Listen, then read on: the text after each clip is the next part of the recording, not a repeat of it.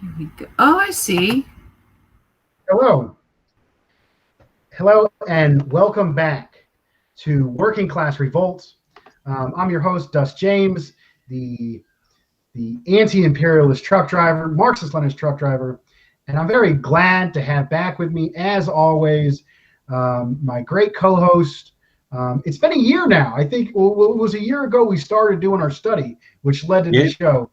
But labor organizer, union organizer, David Fox. How are things down under today? Oh, well, I'm okay today. I think we're just at the moment. We'll talk a little bit. We'll talk a lot more about this later on. We're in Victoria, Australia. Here we're in our sixth lockdown. We had some cases rising in Melbourne, and state premier decided, no, we're going. Before it gets out of control, we're back into lockdown again. So under the circumstances, we're doing okay. Mm-hmm. Right on. So, and we are very honored to have with us a great guest with us tonight, fellow member of the Center for Political Innovation, a published poet, Comrade CharChar Darling. How are things there today? A lot better than they were last week for me. I can tell you that. Right on. Right. So we'll just get right into it. Let's start with the labor updates. Um, maybe I can start. Um, COVID is wreaking havoc on the economy. The stimulus um, money is barely making an effect.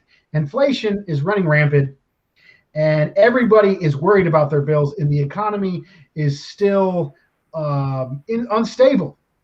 And people are worried about their bills. People can't afford food. Things are interesting right now. We have not received the promised turnaround that we told we were going to have. And they bail, and it's what makes me really angry about it is they gave trillions of dollars to Wall Street and the major corporations. As soon as the instability hit, the banks got bailed out, we got through out, and we're still not getting the help or the need that we deserve. Um, that's it for my labor update. Comrade David Fox, how things down there in Australia? Well, like I've said, we're now going back we've just back into our sixth lockdown after just coming out of one for Victoria, but New South Wales is suffering a lot worse. The situation in Sydney is actually a lot more dire than what's made out to be. And then now the COVID-19, the Delta variant, is spreading throughout regional New South Wales. I mean, we've got pretty much very severe restrictions now crossing the border into New South Wales.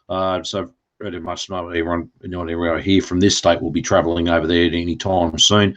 The other thing as well, but the dire situation of people financially as well. There's been a lot of people who have worked part-time, casual, especially in the industries that had to be shut down. There's non-essential industries such as the restaurants, bars, clubs, cafes, pubs, restaurants, and that they are suffering a lot. But even two people have had that are self-employed or small businesses, they've obviously got very little assistance as well up there, and obviously they've had one or two anti-lockdown rallies, but the majority of the anger there was because there's just no financial support. What's going on? They're not allowed actually outside their houses in their respective areas, or they may be one person able to go up to a supermarket to buy a few groceries. That pretty much they really are locked down and just with no other support systems in place at all. Wow, very similar. CharChar Darling, maybe you can give us a brief labor update. What that is, you can talk about the material conditions that the community is facing or that yourself are going through. And I also understand that you've been on the streets with the John Brown Volunteers, the outreach team for Center for Political Innovation. Maybe you can also talk a little bit of that work you've been involved in.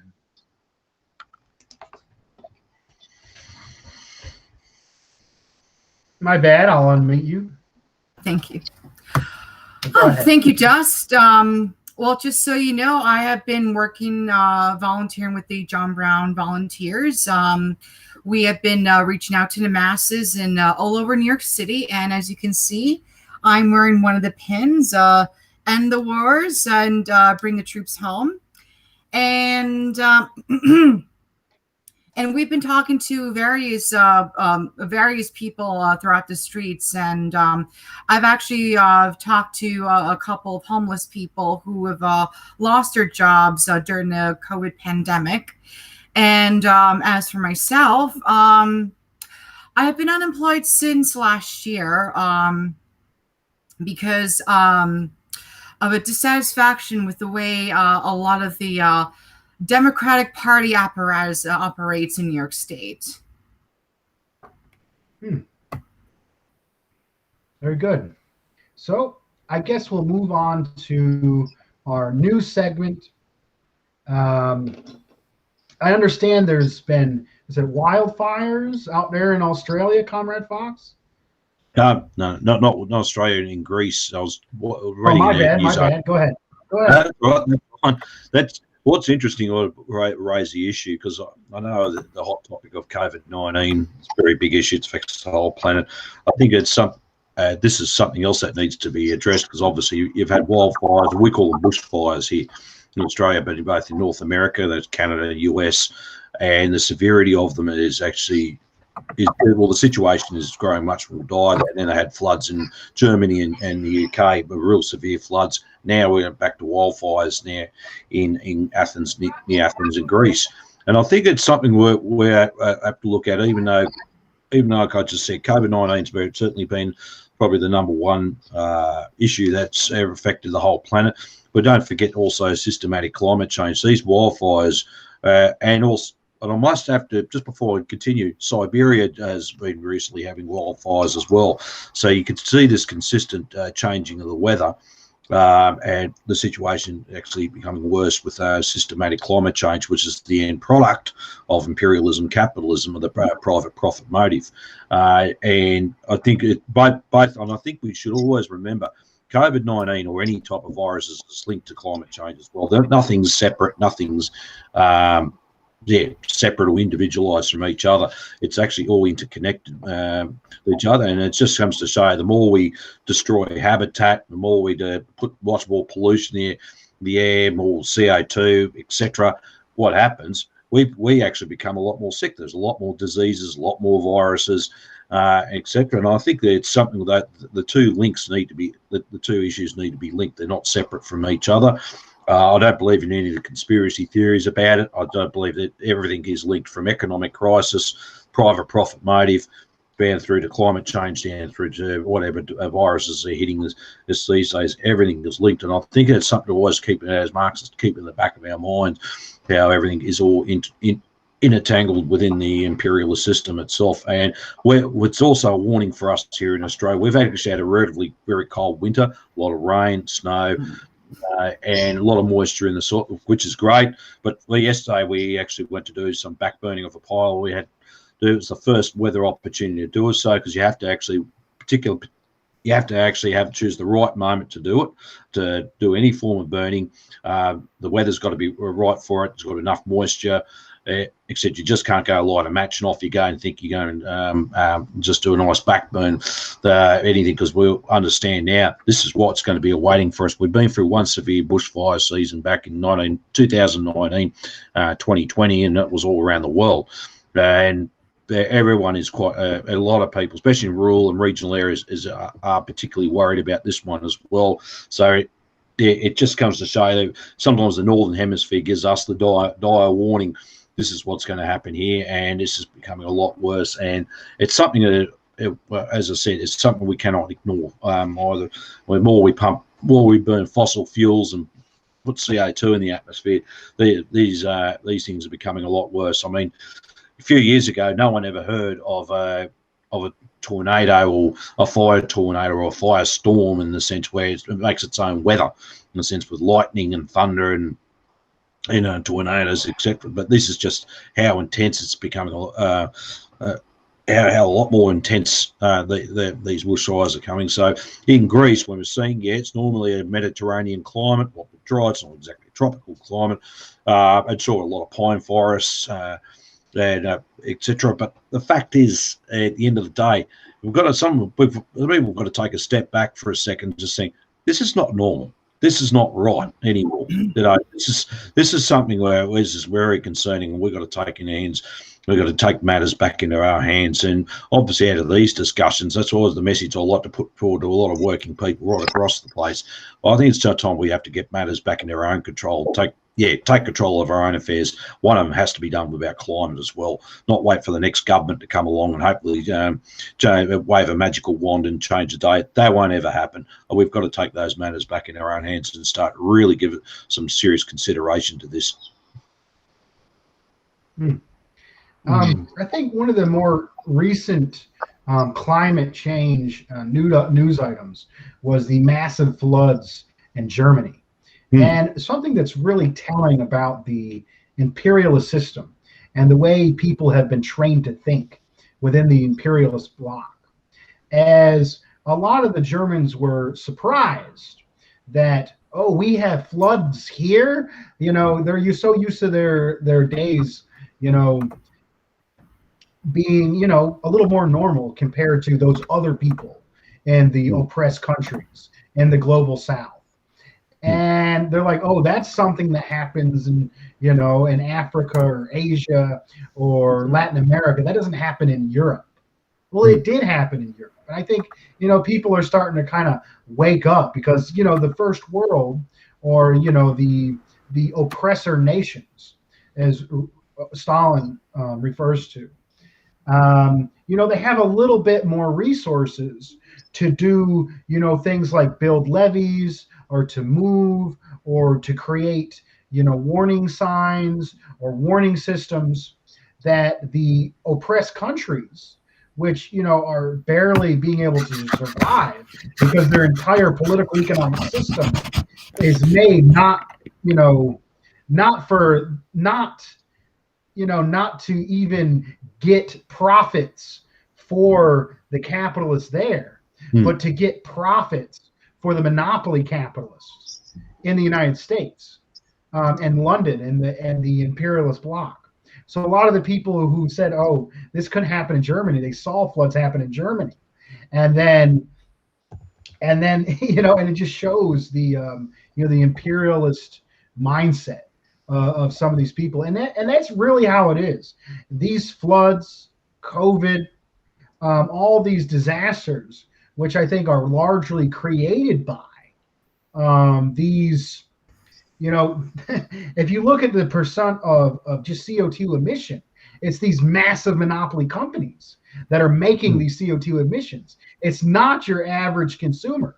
I always say, you don't blame global warming or climate change on a redneck rolling coal.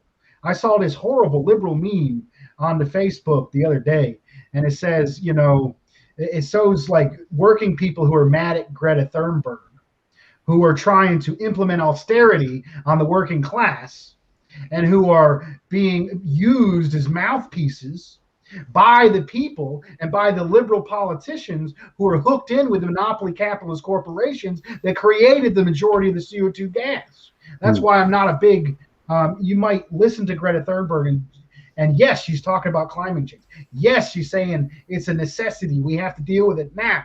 How dare you call her Greta? But then you look at who she's being manipulated by, and and the policies that she is then pushing. She is pushing for austerity against the working class and pushing for austerity against the oppressed nations. And that, and that's something we got to talk about. If we go down and we talk about, the yellow vest. The yellow vest was a perfect example of the environmentalist movement being used to push austerity on the working class. They raised the gas tax, hurting people who have to commute to work that day, hurting people who gas is a major part of their expenditure, hurting working people in the name of the environment. So we need a working class controlled environmentalist movement that can make demands like fusion energy, build Fusion City. Take matters back. CharChar, darling, anything to add on the recent fires in Greece, the floods in Germany, and I did diss Greta Thunberg. Go ahead, go for it. First of all, how dare you slander Greta Thunberg? She's doing her best to it's the thing with Greta is that like she has the best of intentions, but I just fear that they're going to use her autism,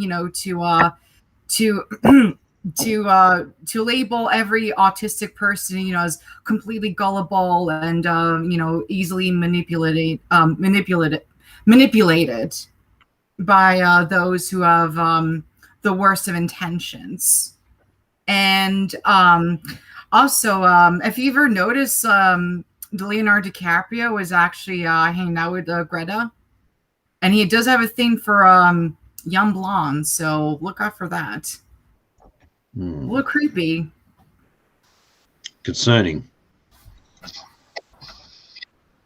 And Anything to add on climate change? Go ahead. Actually, on Long Island, where I'm from, we actually have a unique issue when it comes to climate change, which is the growing, which is red tide in the South Shore, and that is caused by an overrun of pesticides that is being used in golf courses and wineries, and it's being seeped into the aquifers of our drinking water. And and if you visit the South Shore, Long Beach, you can see a lot of like sludge and a lot of unpleasant brown tide that's seeping into our swimming waters as well. And I used to work for a environmental organization called Citizens Campaign for the Environment, and we were part of the effort to ban fracking from New York State. And even though legally we have banned fracking from New York State, Cuomo has still worked with pipeline companies, to be built from Pennsylvania that would be connected all the way up to upstate, because if it's not being built or being started from New York State, they can still use the loophole, to be started from others, from other states, such as Pennsylvania. That's interesting. I actually did anti-fracking work here in North Carolina. And I have a little bit interesting, the thing about it was my experience. I think I was in school at the time, but I was real working class, and most of the people I had working with me were immigrants from Mexico, from working class families, and when we went to these environmental rallies. I think we went to DC, we went here in Charlotte, and we went around these activists. They were all like mostly white, middle class, Democrat backing activists. And I can see how they can be, yeah, that's what it was. So I can see, and the Democrats are the ones who are controlling these banks and controlling these companies that that are doing that. Maybe they support big oil over the little fracking guy, and that's why they were doing it. But like, I think it's very important that the working class and oppressed people get back and have more control in the environmentalist movement. And I think that, and if we change the class character of it and we empower the working class, the demands will change. Exactly. Like, who's going to be the most affected by the climate disaster? Well, the very poor. Yeah. We brought this up in a union meeting, at least 2 years ago. And because there was all those, because we do have our members, some of these work in the classic fossil fuel industry, such as coal mining, the old power stations, and some of the petroleum and offshore oil and gas.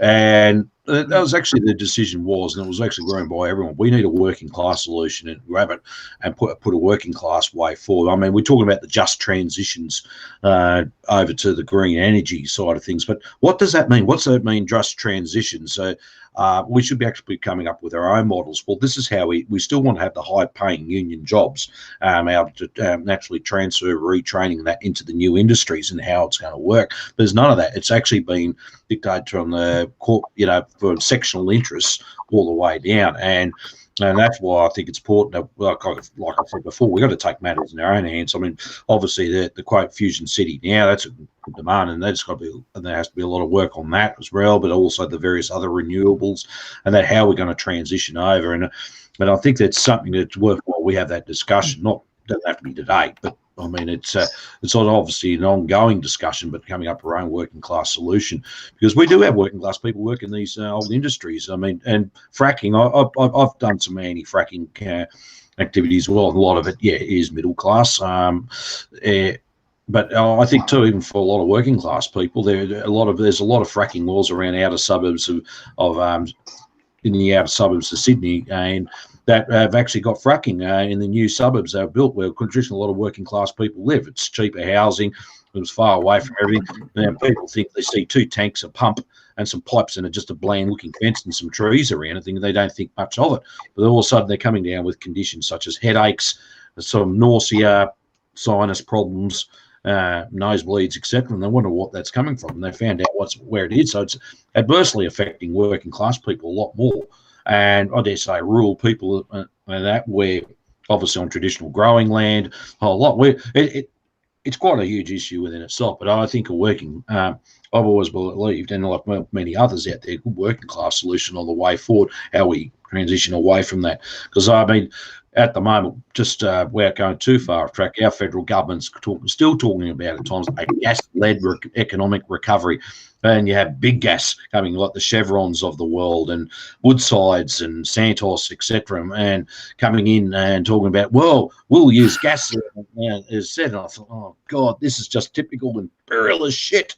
I don't want to hear about this anymore. Where's the working class solution to this? And I think it's we need to put it out there. And look, congratulations to the CPI putting the term Fusion City now, the slogan Fusion City now, because I think that we do need to show there are viable alternatives, good working class solutions to this whole systematic problem of climate change.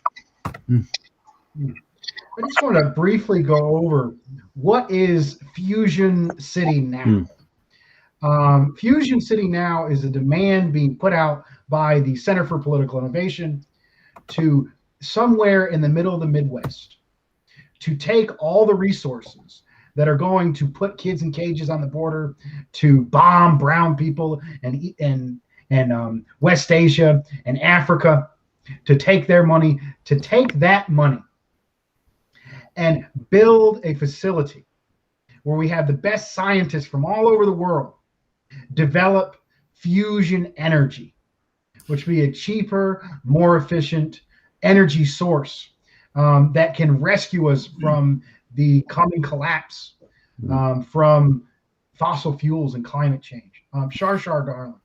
Yes, I actually want to add that that we're not the only ones saying this. In fact, this is actually proposed, not like the way we are proposing it, but in part by Bernie Sanders during the 2019 primaries, when he said that at least 40% of big energy, big oil should be owned publicly. I mean, he was the only candidate saying this. And I know, Dust, that you don't like Bernie Sanders, because he's a social imperialist.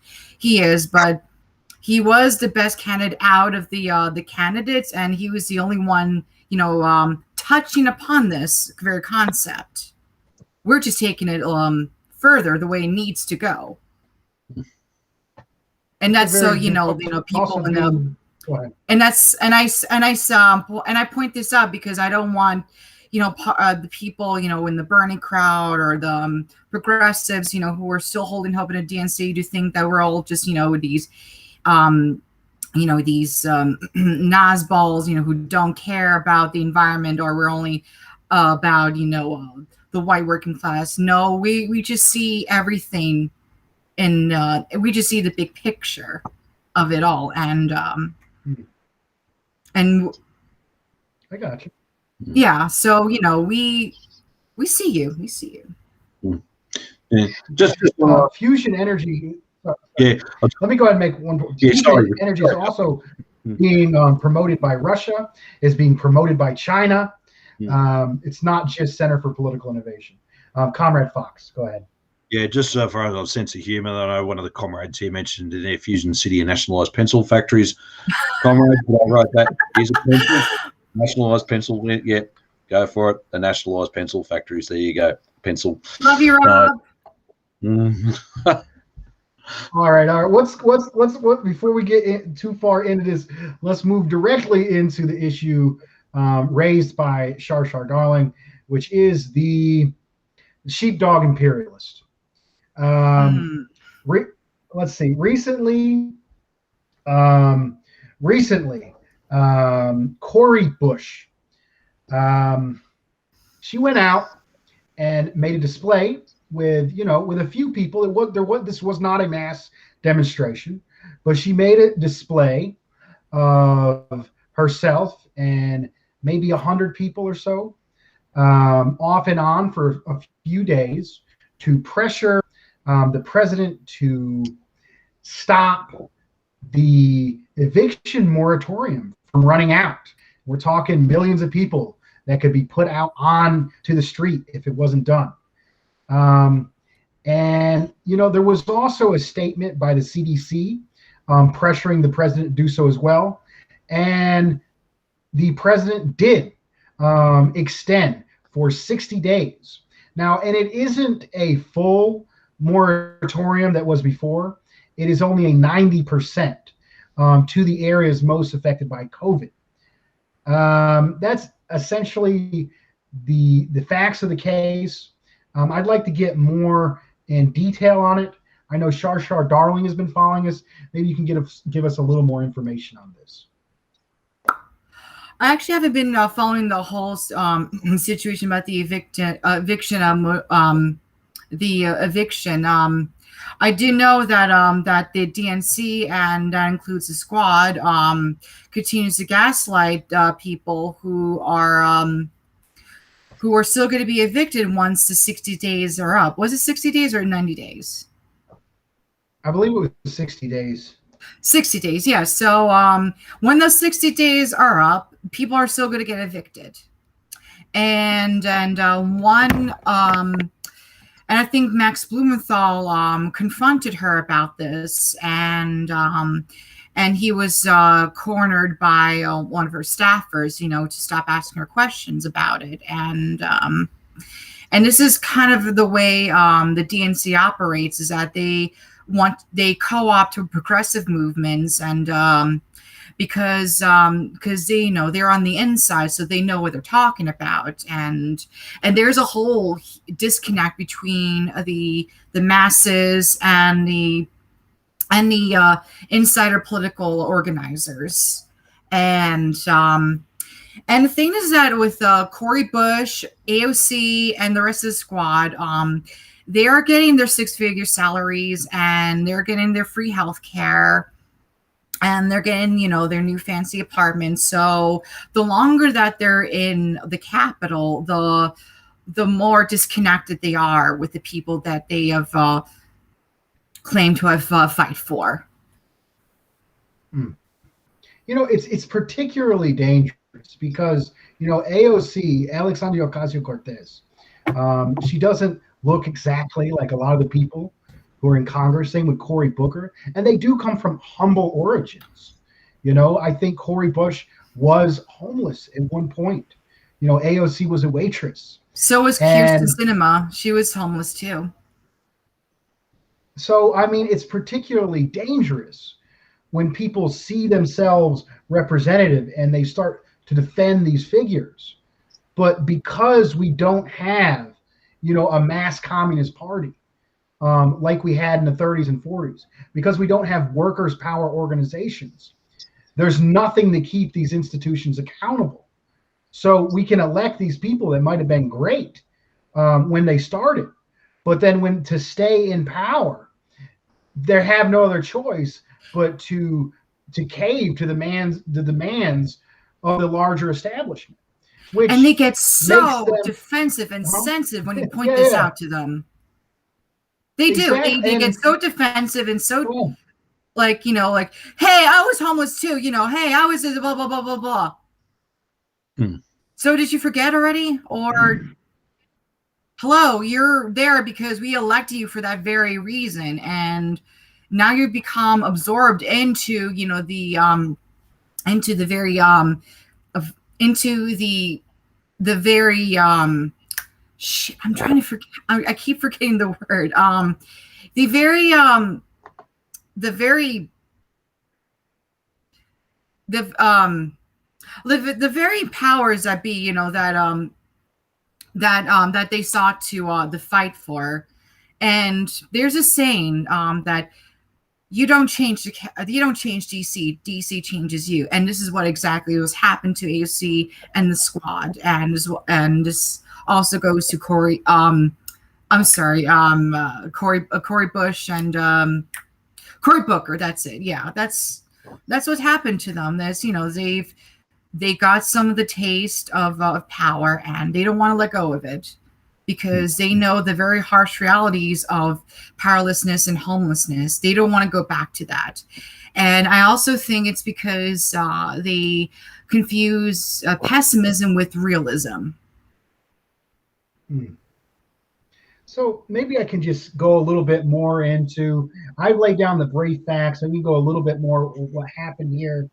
So we knew, Congress knew, Cory Bush, AOC, they all knew that this was going to eventually run out, and you knew that the president wasn't going to do anything about it, and they waited right up till the end, to put this pressure out, and then when they did pressure and it was extended, maybe some due to CDC, they immediately wanted to celebrate that victory.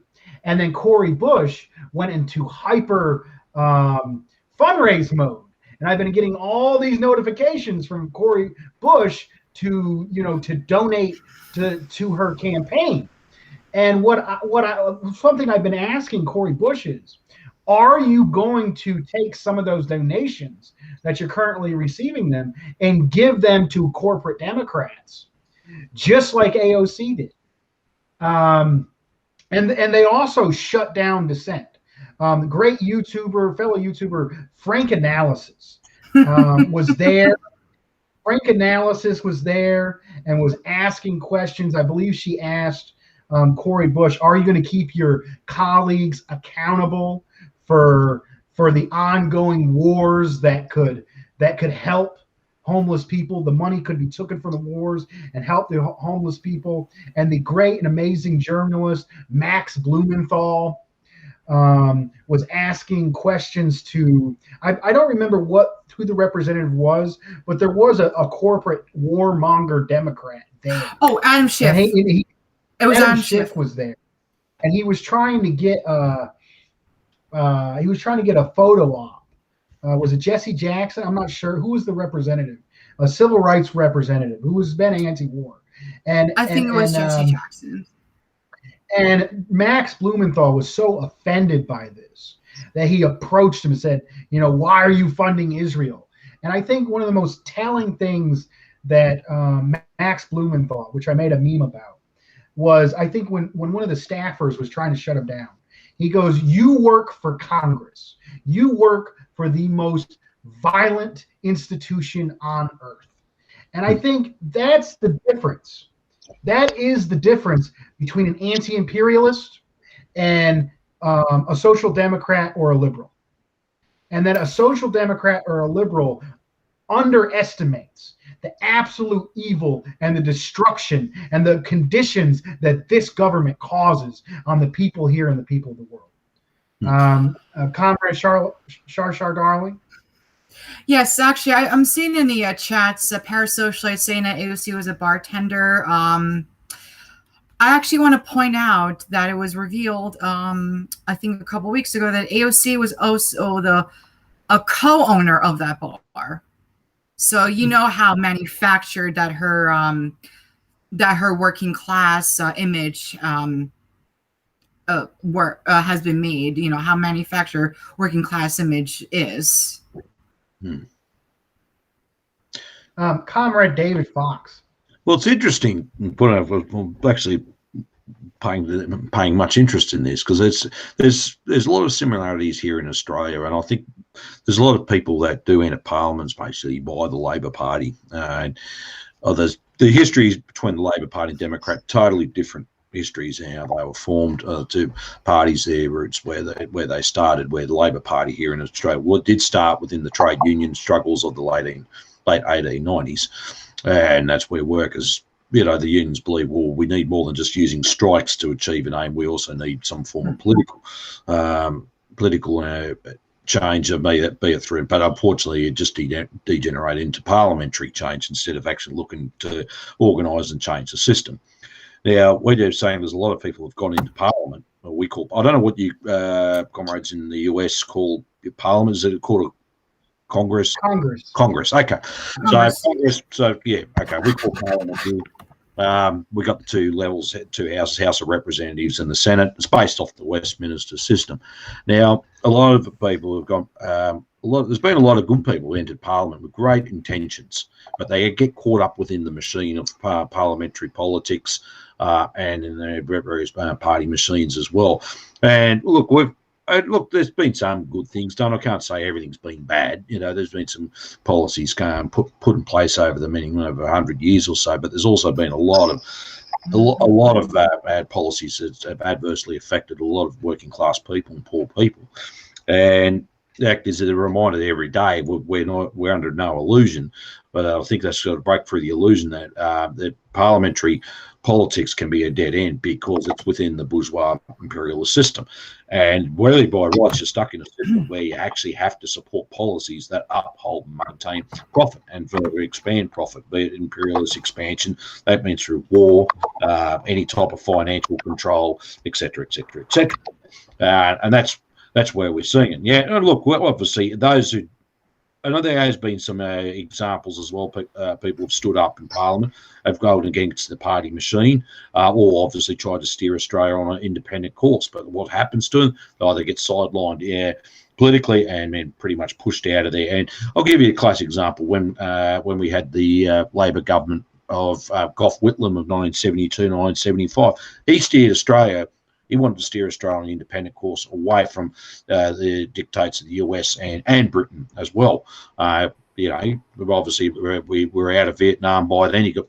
He pulled Australian troops immediately, ended hostilities in Vietnam, recognised China, any good things in foreign policy and also in domestic policy as well. But that actually got onto the nerves of British and American banks. CIA didn't like it. And also SAMI6 or MI5, Asia didn't like it. So, and consequently, there was a soft coup against him, which the sacking of the government through the Governor General John Kerr via the Crown.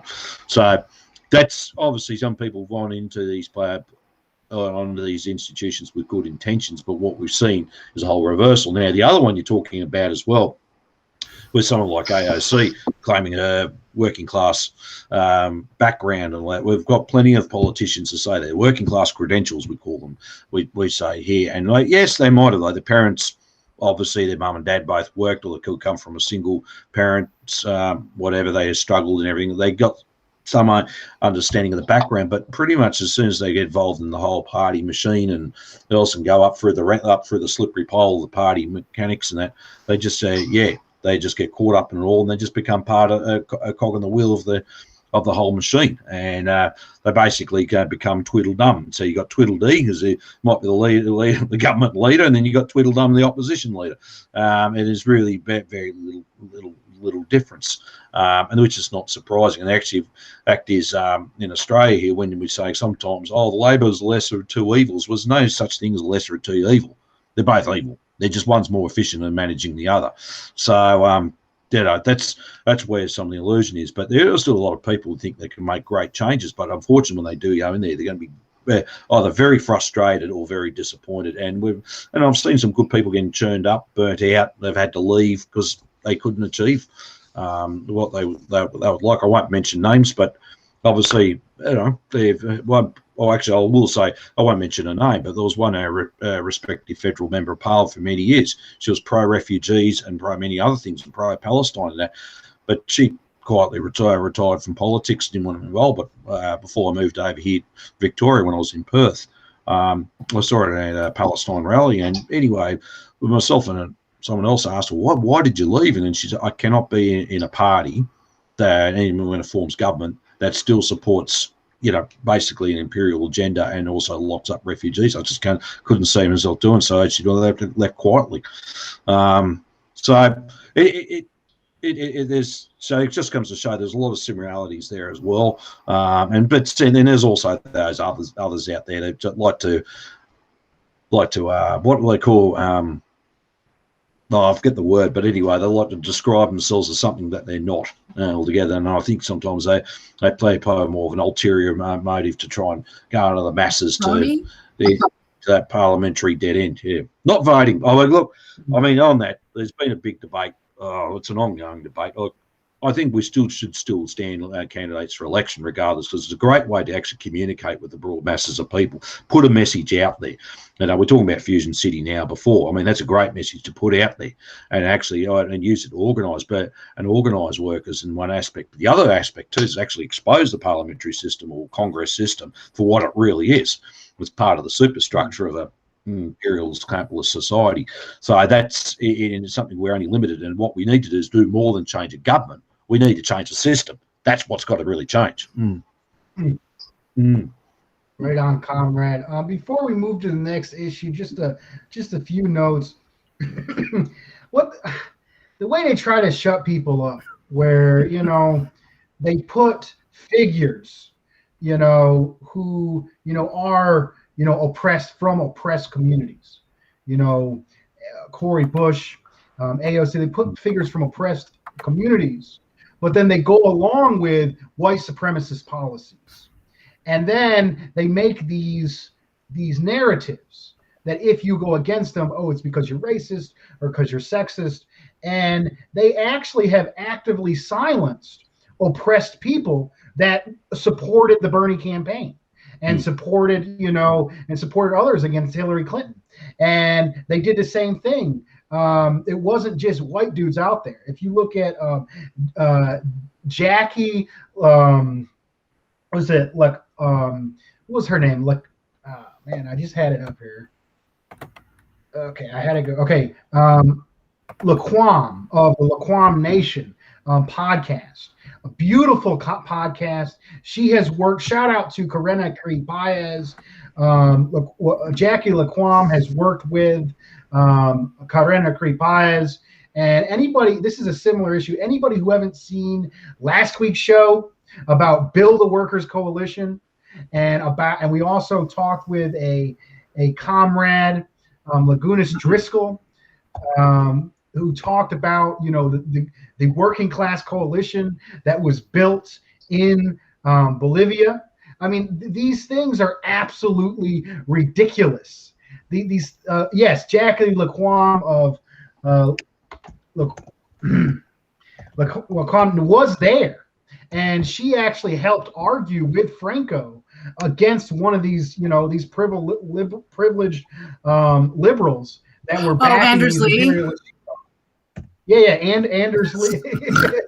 Anders Lee. Yeah, and she did a good. If you haven't seen Jackie Laquam's recent podcast, I recommend you subscribe to her and look at her recent podcast. And she talks about how she didn't want to. She supported what Cori Bush was doing, and she had her problems with her. So it isn't just, and the idea is just sexist white men that are making these appeals is completely ridiculous, especially when you look at the fact. Lanetta, Karena Baez, her alternate, has posted that on YouTube. If people want to look at that exchange in there, but there was working class oppressed women out there arguing as well, alongside Frank Analysis and alongside great journalist Max Blumenthal. And Max Blumenthal, was he out there trying to, like, all these liberals and the Turks and what have you? I don't know who the hell those folks are, but they're horrible. So for some reason, they back the Democrats who back the wars, who kill who oppress workers here and kill oppressed people far away. But if you look at what he was saying, he wasn't getting up there, listen to the gray zone. Everyone has to listen to the gray zone. And he was sitting there saying, why are you giving money to Israel that is mass murdering Palestinians? And, and why I get on my show, why am I so mad at AOC, who is okay with the cages under Biden, but wasn't okay with them under Trump? And these people that call people like Barack Obama and Hillary friends and then back them, these are the people that carried out coups in Honduras that created the mass migration. I mean, if you combine the economic political policies and the sabotages that they do to the majority indigenous people in South America and in Central America and Mexico, you combine them with the border treatment, the treatment on the border, forcing people to die in the desert, and then having people die in these concentration camps, makeshift ones on the opposite side of the border, and then institutional ones on this side of the border. It is genocide. It is a continued genocide of indigenous people that these black and brown puppets for the white supremacist system have blood on their hands because they're a part of it. It's absolutely disgusting. And Lenin said, workers and oppressed peoples unite. And that is what we have to be about. We got to cut through the bullshit, use scientific socialism, and defend the working class and oppressed people of the world. And that is where the new system is coming from. CharChar, darling, anything to add before we move on to the next topic?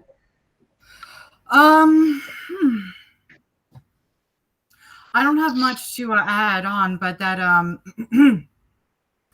that it's actually kind of disappointing that even some revolutionary parties, are still buying into this logical fallacy, of the supposed red-brown alliance, such as a DSA, for instance. I think the next topic is actually it's right around the same issue, and the next topic is that Nina Turner, one of the leading figures within Movement for a People's Party, lost the primary in Ohio, and I've listened to a few sources from progressive activists and revolutionary activists, and I think there was a number of things that contributed. Number one. The corporate Democrats, they shut down Bernie Sanders in the election. Mm-hmm. The corporate Democrators can't even stand basic social democracy because they're not being forced to stand basic social democracy because there's no movement pushing to get the power to push those things. So there was a lot of dark money. And a lot of dark money came in at the last minute. But there was also some failures of her, relying on her name recognition. Yes. Not actively organizing the community, not building working class organizations along her campaign. She is not tied to the masses. She is not revolutionary. And because of that, she did not have the power to be able to overcome the forces that are against us. And it should be a wake-up call. Go ahead, CharChar. And I was disappointed in her too, because I actually wanted her to be the vice president, on Bernie's campaign. I wanted a Bernie and Turner ticket. But her lack of supportive vote, forced to vote, or rather, her teeterate from the forced to vote, and the fact that she did not, go into the ground game by joining the March for Medicare for All really hurt a campaign. It really did, because if you do not show up for the masses, if you do not show up for the ground game, you are going to lose. You're going to lose the majority of the working people. You're going to lose the majority of people who are most affected by this atrocious healthcare system or lack of thereof. She didn't show up for the ground. But AOC was there with her, giving her endorsement. Yay. But she did not put her boots to the ground where it mattered the most. And this is the same logic that a lot of Democrats or so-called progressive Democrats have, is that they will never reach out to Republicans because they are too bigoted. They're too, they're a hopeless cause. They don't want to deal with all that negativity. And it's a losing strategy. And if we continue on this path, we are doomed.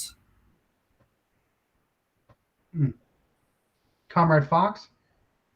Well, I can't comment too much on their character, what's going on there, because I said I'm from Australia, so regarding about the People's Party or the movement for a People's Party, it's not too much I'm familiar with. I can see where a lot of people on the ground are quite genuine people are trying to make some form of change, but it's how they've been guided and where, and of course also to the object. Well, what's the objective? What's their goal they're trying to achieve as well? They're just trying to put up another party and saying, "Hey, we're wonderful, we can do great things," or we're trying to do a movement for change as well. And I think it's one thing. Going here and related experiences here in Australia, a lot of people that go into, say, for example, the Labor Party, Australian Labor Party. You've got to be in it to change it. I've heard the arguments times before, but the convoluted structures of that party, it's probably limits to what changes they can make. But there's a lot of good, genuine people that try to get into these organisations or start the new organisations to try and achieve some form of change. But I think it's where we can play a role, and I've been having to think about this a long time. It's how we're going to engage with them one way or the other. They don't have to join their organisations, but how can we engage with them to bring them back into say Marxism, to socialism, to to communism, etc. And I think that's always an age old question. And back to the experience here in Australia with the old Communist Party years ago of the 20s and 30s, they had a policy of going into the Labor Party, not to change the Labor Party, but to win, because the Labor Party had a very big, broad working class base, but to convince them over to the cause of revolution and social change to socialism and communism that way. And there was a lot of inviting and they actually banned communists from joining the Labor Party. And even like in the future, I mean, there was those, "Oh no, come and join the Labor Party, we can do all these great changes." I said, well, no, you've got to be doing something complete opposite. And basically, in my own personal experience, I even tried a training program. Someone tried to train me into trying to recruit me into the Labor Party. That actually backfired magnificently on him, and I actually psychologically stuffed him up while at the same time politically educated people about class struggle, what we should be talking about, and how we can actually take matters in, some practical things we can do moving forward. And obviously even a secretary turned around and said, "Oh, well, we should be teaching people that." And essentially we should be. Why isn't it being taught? And that's the way I think we can try and address it. But what I'm seeing here as well, it's also too what I'm seeing out of all these movements and people trying to form these new parties. And it's all about personalities as well. They've put the whole thing around the other way. They've actually put the cart before the horse. One, is there a mass movement for it, for starters? But two, it's all about personalities. It's about Joe Bloggs being, or John Doe, or you guys call it, or A Citizen being the leader. Everyone goes, "Whoa, look at them, great people." And so where's the movement? Where's the material circumstances that allow these parties to come into being, or into change as well? Right on. Maybe I could talk a little bit about ideology and about where I'm coming from, how that's different from those that are organizing around Bernie Sanders and others.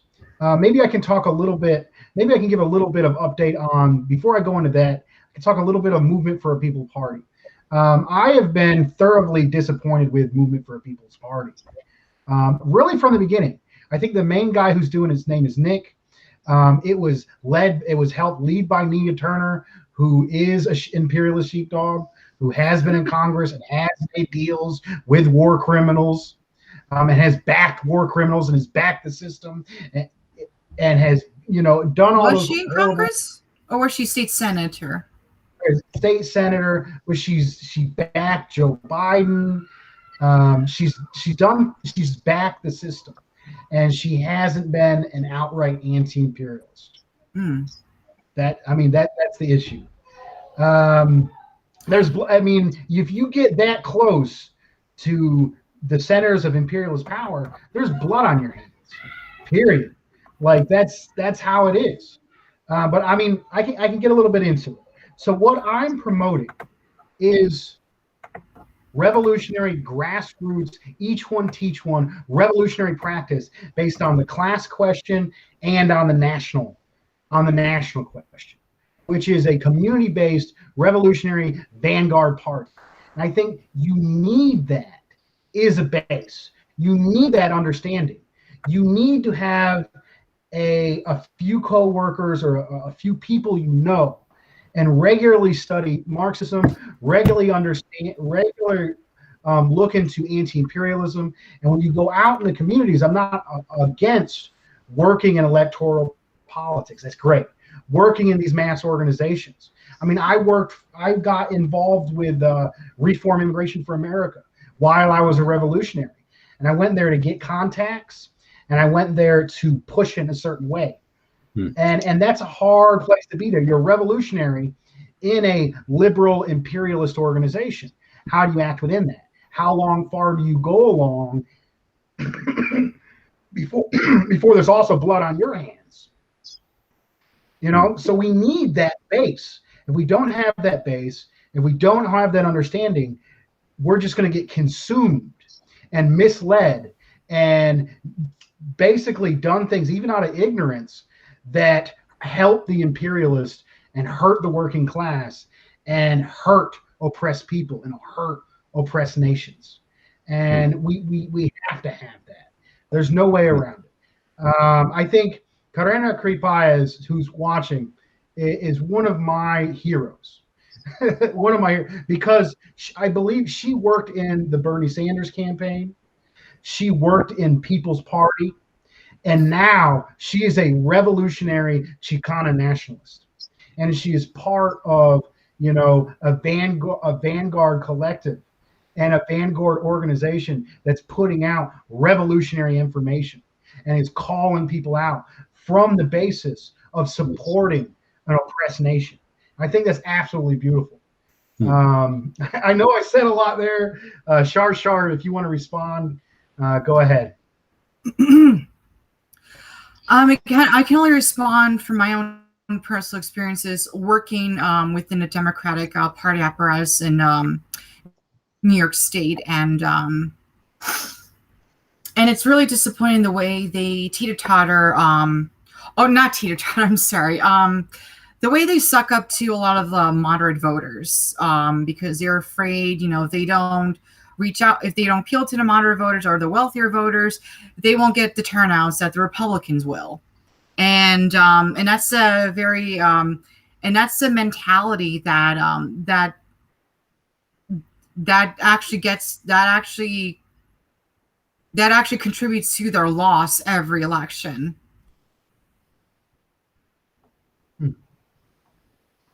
Great insight. Comrade Fox, maybe talk a little bit more about this issue I raised of ideology and how important it is to have a base and a root in scientific socialism and in the working class and in solidarity with oppressed nations. Well, and that's important. And I mean, ideology comes out of the practice as well. And obviously, it's understanding where you're going as well, understanding the world and what class around you, the class forces involved, and understanding where moving forward. It's a combination of many things, the ideology. It's not just a matter of just saying, well, I know I'm a worker. Yeah, that's great, but that's of course, but it's be a lot more. There's a lot more to it than meets the eye, and I think we've to use that term, but the fact is, ideology is extremely important because you've got to understand where you want to go, where you're trying to move forward, and understand how we're going to achieve it. It's going to be through a struggle, it could be through an electoral strategy, it could be through all sorts of what's our strategy of getting there? It's not a matter of just okay, off we go and try and change the world. Well, how are we going to do that? How are we going to move forward? And who do we need to engage with? And what forces we need to align ourselves with? Because at times we actually become aligned with all sorts of strange bedfellows. At times actually interesting. I've been in situations where we've actually had people just traditionally conservative align with us over a particular issue moving forward. But even interesting as we go through a particular campaign or an issue, their ideas start changing on certain things. They're still socially conservative on many others, but on some things they're starting to change and think, well, there you go. And it's also understanding that as the material conditions change, people's ideas change, and that's just what we're seeing. I mean, there's obviously a lot of concerns about it. Economics instability now, uncertainty. It's based on climate change, what we're talking about from the start there, and it's just a matter of helping those to join the dots up that this is all interconnected, and now what's the strategy moving forward? How we go about this, and understand too, like the two-party system has failed us big time. I mean, people say, "Oh, it's always failed us." Well, no, not necessarily. It did play a progressive role, a certain way, one part of human development, right, and societal development. But it's the system is outdated now. It's on the nose. No one likes it, and we've obviously moving forward now. Obviously, would that be establishment of a new party? Would it be all these other debates? It's still ongoing. I think first things first, I think we need to actually find who our friends and allies are and team up with them and others we can work with moving forward. Most of what I've always stated, it's not good just running off and starting a new party. On what grounds? It's once again putting the cart before the horse. We need to actually look at the other way. Where's the movement? Where's the material conditions and to generate and the masses to generate a new party? I mean, Lenin saw that back in the late 1800s, early 1900s, and after the 1905 revolution, realised then that they needed a new party. But that's because the material conditions, there was the basis to do so.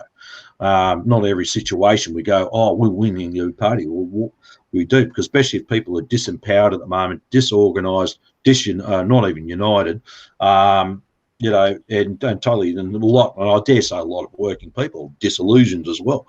Okay, well, how are we going to do something here? No, I think that's how we're going to get to them to bring them up so we can probably organise a new organisation moving forward. I think actually one thing, and I credit to Caleb and the rest of you guys there forming CPI, I think that's a huge step forward in the right direction, massive, and I think that's something that's a vital thing. I can see it, and I said that's going to play an extremely important role moving forward for you guys in the US, and something like we'd like to get developed here in Australia.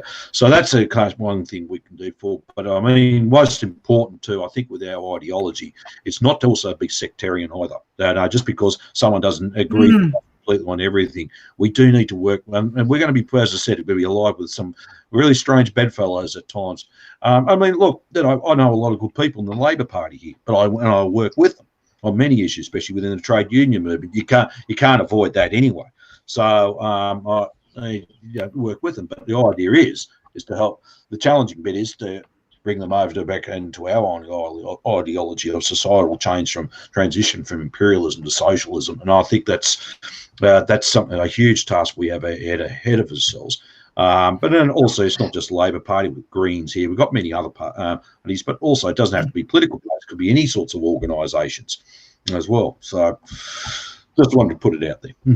May I interject as well? Because something did come up in my mind. Going back to the question of ideology, a lot of the progressive left in the United States, don't have a clear ideology, especially when it comes to foreign policy and economic issues. It's like the top organizers, like with like the progressive movement, you know, they just go along with the trend of like social movements such as Black Lives Matter and LGBT issues, and this has been happening, you know, since the late 90s or early aughts, you know, with the question of gay marriage and also when it comes to like quasi populist issues, they'll only stop at healthcare. Such as Medicare for all. And I think what everyone needs to remember is that Medicare for all is not a socialist program, and it is not, it is the compromise. Because what we really need is a nationalized healthcare, and we need to do this first by nationalizing big pharma. Because because when it comes to pharmaceuticals and medication, that is a huge issue when it comes to people trying to pay for medication and treatments. And also, healthcare, the way we need to look at it is not something to fix, but it is meant to be preventative. It needs to be looked as a preventative. And what was I going to say? Oh yeah, and also going back to your point, Dus, about the movement for the People's Party, they do not have a clear ideology as well, and that's actually very true with the Jimmy Dore crowd, because Jimmy, if you listen to Jimmy Dore or watch his shows, he doesn't have a clear ideology beyond left-wing populism. Because if we do achieve healthcare for Medicare for all, are they going to go beyond that? Are they going to fight for substantial working class issues such as nationalizing big industries and fighting for guaranteed federal jobs?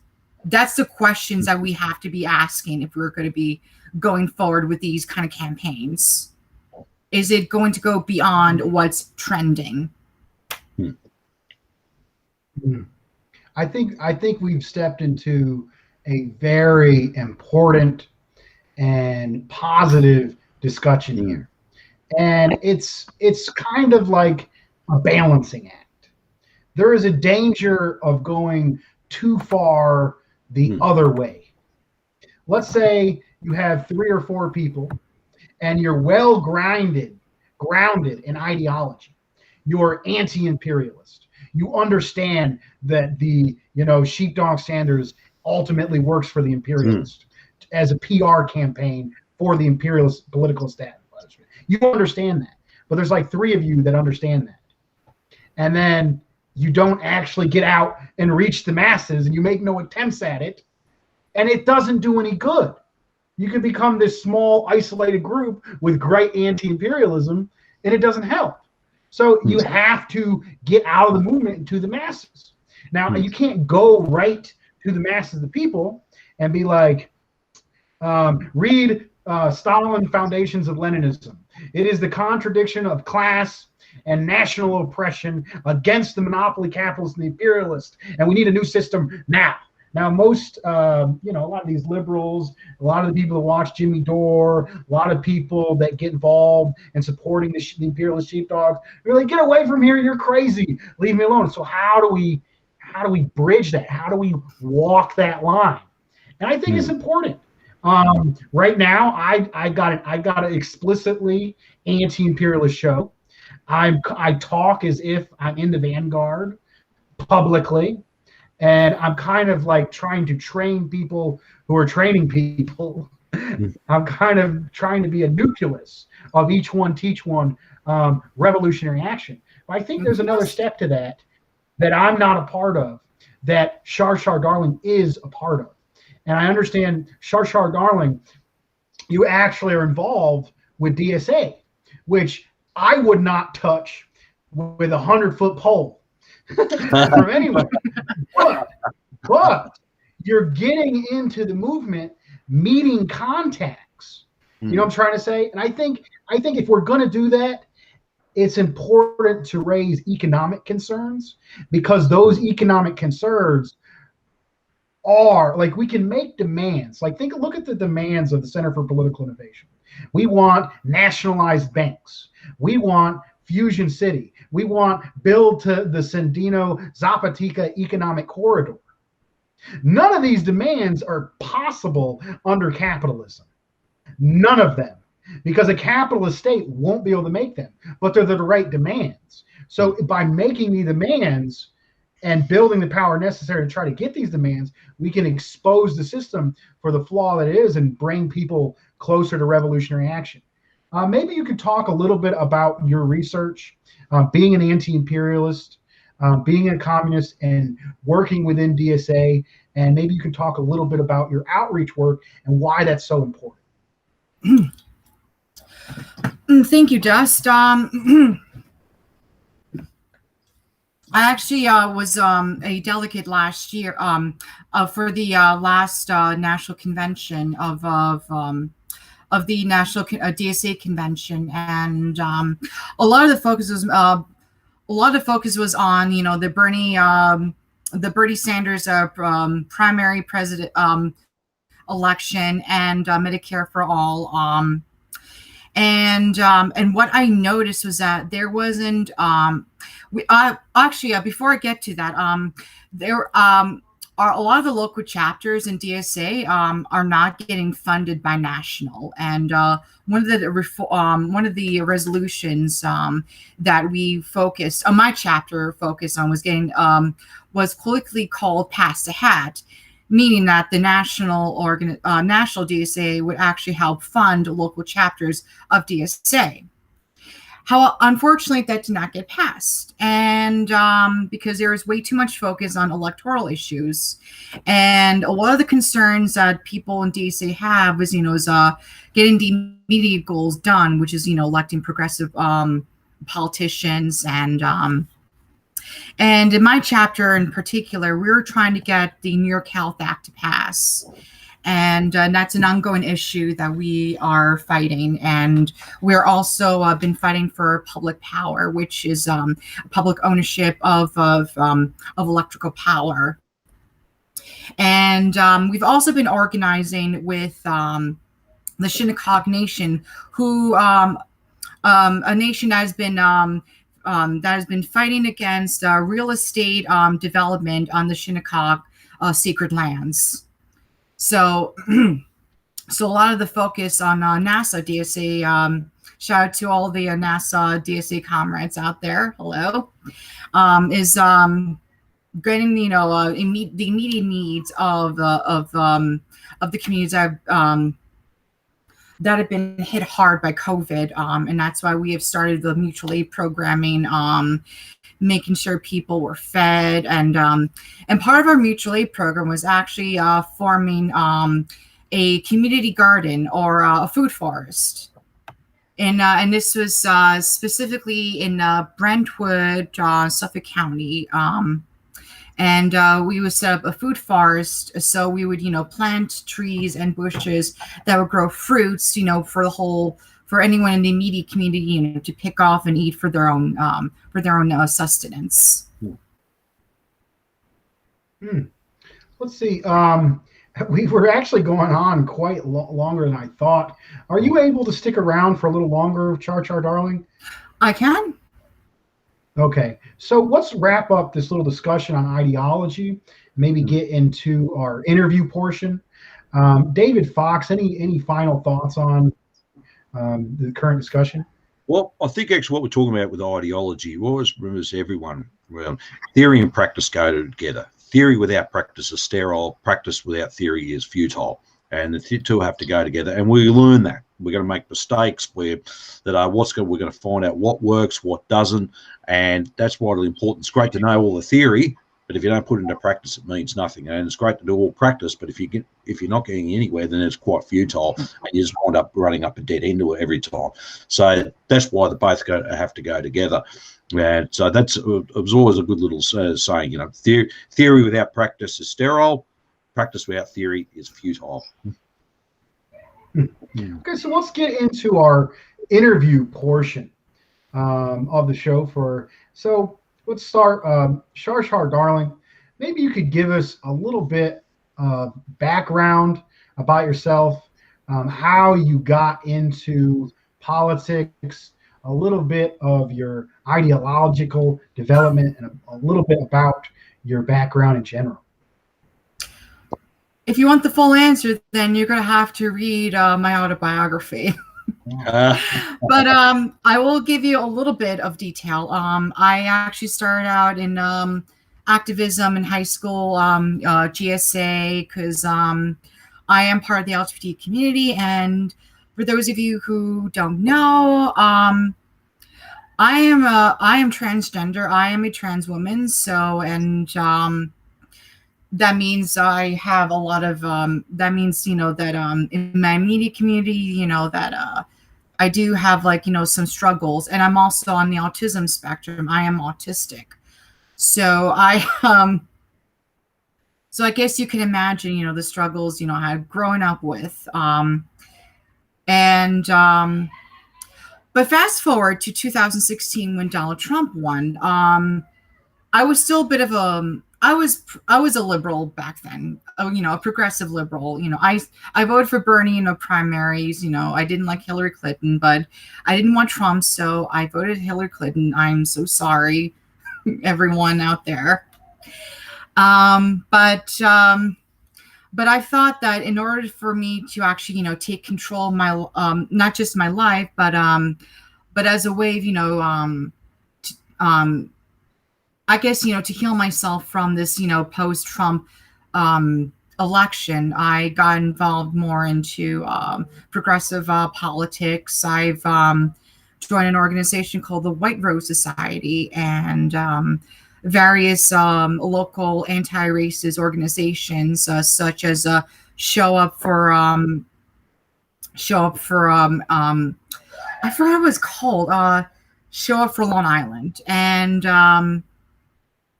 and going back to and then fast forwarding to 2018, I joined an organization called Long Island Activist, which was an organization that started as a pro Bernie organization. And during LIA, I when I was in LIA, I was also I got a job as a field organizer for a state senate named Anna Kaplan, who won, who actually promised, to pass the New York Health Act, because that is a huge issue. That is a huge issue that that most New Yorkers are fighting for. And however, she turned her backs on that, and I joined DSA during the campaign. And I'm sorry if I'm going all over the place. It's just the way my mind works. If I don't have like a prepared statement, then I'm gonna give scrambled answers. So please bear with me. That's and okay. Thank you. And it was during DSA that I've started to learn, Marxist theory and ideology, and I actually met a very special comrade, who you may know as Joe the Red. So please subscribe to him on YouTube. And he actually invited me to one of Caleb's classes on the origins of neoliberalism. And I was taken aback, of like how much, I did not know of on geopolitics, and so I just got deeper into theory and Marx, and I started reading Michael Parenti as well, starting with profit pathology, because I do want to go back to get my PhD in social psychology, because I think people who are part of the political and financial elite need to be studied. And where was I? Oh, you yeah. studied Parenti. Yes. So, keep going. So I started reading Parenti, and I had a lot of preconceived notions about already existing socialist states, And while it had, the mistakes that a lot of, progressive pointed out, it also revealed a lot of the successes that is being overshadowed by the mainstream left in the mainstream Western left. And I just decided, that if we're going to win the world, then we're going to then I guess we're gonna have to tanky up, is what I have to say. Wow. That is a very inspiring story. Go ahead. Yeah, so I apologize to everyone out there, looking for a coherent answer, or like again, I need to write all this down in order to give you a very accurate chronology of my political evolution. Well, sorry for putting you on a spot like that, and that was a very inspiring story. It said, please buy CharChar's Darling's book. Is that available on Amazon? No, or other places? I haven't written it yet. Oh, okay. I haven't written it yet. I was going to go look for that. But that's a very when inspiring I do story. write it, you will be the first to know. Okay. I think for some of us who have been, tankies for a while, we can start to lose track of, how it was not to have ideology, and we can start to blame the working class.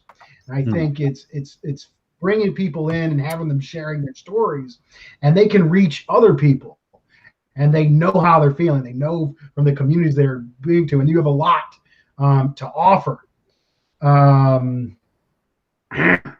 Maybe I could just say, you mentioned that that AES states, actually existing socialist states, made mistakes, and I think you're right.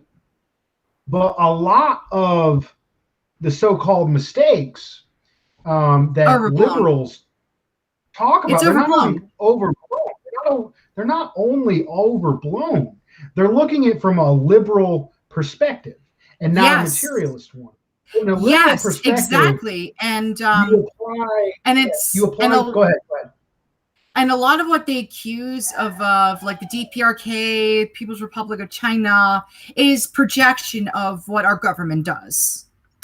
And a huge turning point in my political evolution was last year, actually, when I was working for as a field organizer for a political candidate named Costa Constantinis, who was running for bureau president of Queens, and going back to my experiences working as a field organizer for Anna Kaplan's campaign and Costa Constantinis, is that there's a huge gap between the campaign managers and the candidates themselves and the organizers and the canvassers themselves. There's no direct contact between the two. And also the way they pin it up, the way the campaign managers, pinned up field organizers against each other as if it were a competition, to see who could collect, who could recruit the most volunteers, the most supporters. I've become increasingly disillusioned with the way the DNC, not the DNC, just the so-called progressive democratic apparatus runs. And it was anti-worker in my experience, and we were underpaid, working 6 weeks, and only one day a week off. And I had to get up 5 in the morning in order to get to the office at 8 o'clock in the morning. And I actually suffered a nervous breakdown because I was unmedicated. And this is another reason why I am still fighting for a New York Health Act, because the overwhelming bureaucracy takes a toll on mental health, and that's also one of the main issues that we're going to have to focus on during the revolution. Is that's going to be it has to be one of our priorities, is focus on mental health, because if we are not in the right state of mind, how the hell are we going to organize a whole mass movement? Right on. Maybe I'll finish that comment I was trying to say about the difference between liberalism and materialism. Basically, liberals like to say they're for human rights, they're for democratic systems, and they only, and you gotta check this certain boxes, and then you're good. And when I also say liberal sensitivities applied universally without regard for material conditions only favors those with the resources to build the biggest systems of corruption and to have the biggest propaganda and lies. So what they're not taking into consideration is, if we give an example, China in 1979, this is decades after the revolution, before they had Deng Xiaoping and the other reforms, they were a poor agrarian nation with a mass population without the resources. So could they have had a complex system of elections or a complex system of democratic rights that we have in the imperialist countries? Could they have even had that? And the answer is no. They could not have had that. And a lot of what the anti-imperialist bloc, who are oppressed countries, they're dealing with instability and poverty. And democracy, human rights, freedom are a direct result of stability and prosperity. So that's what I'm getting at between liberalism versus materialism. The social system evolves with the material conditions. And so when you're trying to apply everything they have in the United States, they're just bad people in the global south. They're those oppressed people, and it's racism. A lot of it's racism. But I'm really into this. I'm sorry. I went a little bit on a tangent. The issue was raised, and I had to get on it. Comrade Fox, while we're in the interview section, any questions for our guest? Well, it's interesting you raised about mental health issues, because we're actually facing a lot of that here in Australia. COVID-19 obviously is escalated it even further now, and obviously through that, also through mental health, you have people who self-medicate through drug and alcohol dependency, and even on to prescription style medication too, to really get completely dependent on that. And I think this is going to be a fundamental question, I think, for how we're going to deal with this. It's certainly huge. I mean, the mental health issue doesn't stems from the fact we're being locked down, but the fact is the main primary I'm finding it's economic concern. And it's basically, the economic conditions is deteriorating. People's concerns, they just got no guidance, nowhere, and nowhere to go. And then obviously they fall into a state of despair, and it just escalates, and depression kicks in. It just escalates. You know what I mean? It starts off small and it just escalates into something bigger. Is that what you're finding as well? Your experiences when you're dealing with people? Absolutely, yes.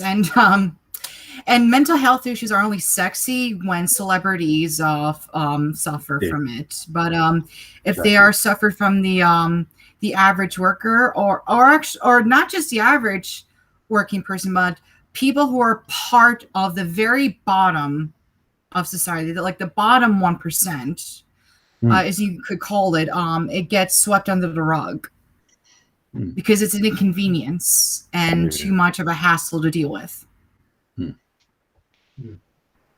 And did you also too find in the US, we're finding a lot here, a lot of companies, but even other others out there, they just give someone a card here, call this number, it's called an EAP, call it employment assistance program or whatever, and it's basically just left off to the individual to go and seek their own help about any form of proper assistance. They're just mainly organisations. There's the checklist. Yep, we've ticked that box. We've done our part. It's up to the other bit without actually taking a lot more further responsibility and providing genuine assistance, to use that term. I'll get a nod. At least it's yes. Wow. Thank you. Oh, is that? Oh, were you asking me? Do you finding it to come across when you're dealing with a lot of organisations and even businesses out there as well? That's including businesses. They basically give someone a card, like a phone number to call, and it's called an EAP here in Australia, Employment Assistance Program, Employee Assistance Program, and basically all they've done, they've got that's the checklist for this organisation or whatever assistance. They've ticked the box. And they've individualised the mental health issues. So it's up to the individual to do everything and seek it without actually providing any basis or any support mechanisms in the first place to go seeking it.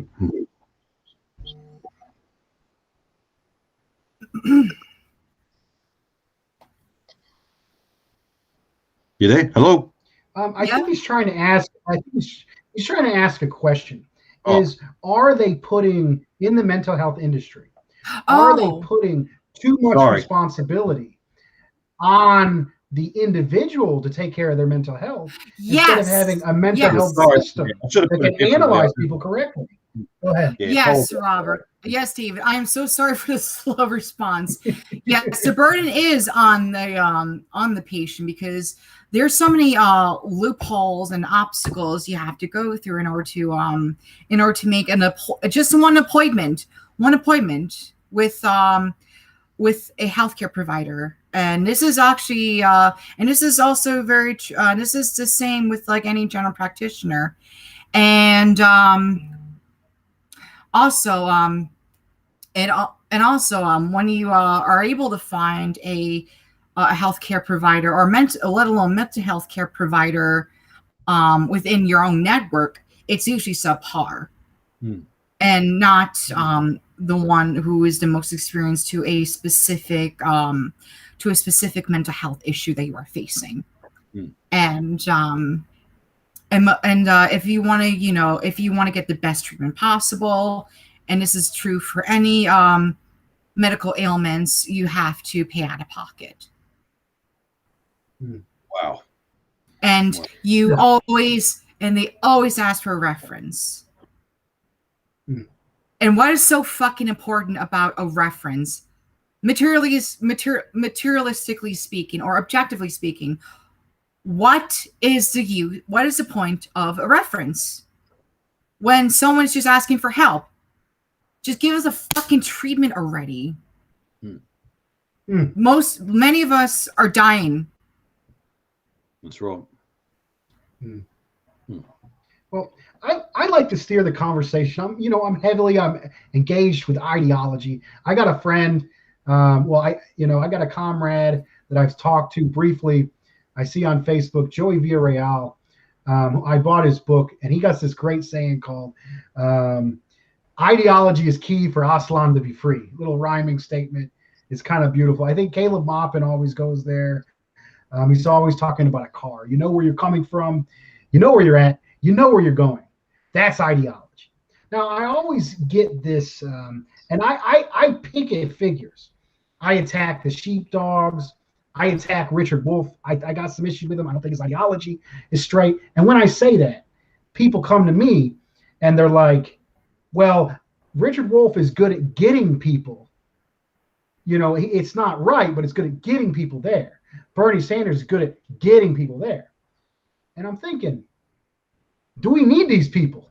What if we could just not anymore what if we could write our own introductory material? What if we could write material and come up with videos that are branched toward, the wider audience and can bring in that audience, but also have correct ideology simultaneously? And that's what I haven't started doing it. I know people have done it. I mean, you could look at communists in the past, like Olgan, who wrote Why Communism. That book is a perfect example. If you read The Malady, which we read from the Center for Political Innovation manual, that is Why Communism, that is exactly that. And I think, you know, with your story specifically, and you know, being, I think you come from humble origin. You've dealt with gender oppression. You've dealt with, you know, issues with dealing with healthcare. You know, and you started out, you know, Bernie Sanders, DSA and stuff, and you eventually came over, you know, to more grounded scientific work. Maybe you can like help us compose this stuff, or do you think this is a good idea? Do people need to go on that journey, or are there materials that we can make to help assist people in that journey? I think when it comes to I mean, it's always fundamental to meet it at their level, and it's also